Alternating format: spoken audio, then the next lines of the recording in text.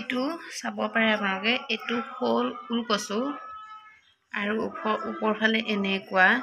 যিহেতু বহুত মানুহ চিনি পায়, কিন্তু বহুতে চিনি নাপাবও পাৰে। কাৰণ কেলে ময়ে চিনি নাপাইছিলোঁ আচলতে। চিনি মানে কি, এনেই কিতাপত পঢ়ি পাইছিলোঁ ওলকচু বুলি, কিন্তু মই ইয়াত নগাঁৱত আহিহে ওলকচু খাই পাইছোঁ। এনে ঘৰত ধেমাজিত মই মাৰ ঘৰত থাকোঁতে ওলকচু খাই পোৱা নাছিলোঁ, সেইবাবে দেখুৱাই দিলোঁ ওলকচু।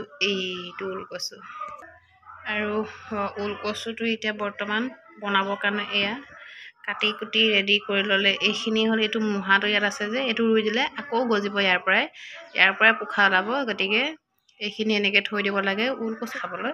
প্ৰথমতে ময়ো ভাবিছিলোঁ কচু খজুৱাব, টেঙা অকণ দিব লাগে চাগে, কিন্তু নহয়, একদম বঢ়িয়া লাগে লোকেল মুৰ্গীৰ লগত। আজি তাতে ভাদ মাহ চলি আছে পূৰা, আৰু ইয়াতে খাম আজি ওলকচু। এইটো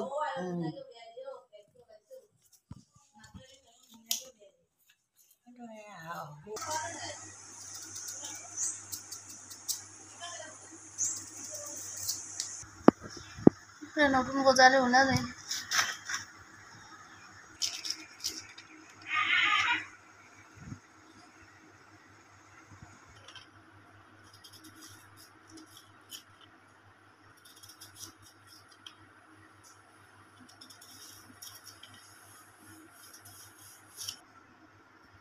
এনে ডাইৰেক্ট সিজালে নিসিজিব?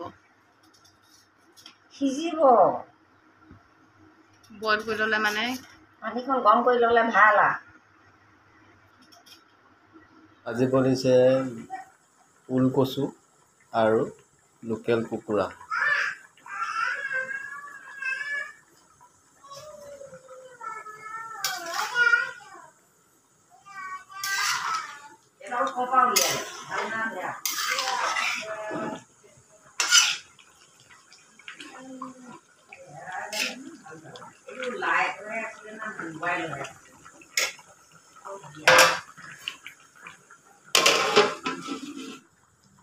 এতিয়া আমাৰ মাংস ৰেডি হৈ গ'ল, খাবহে লাগে আৰু।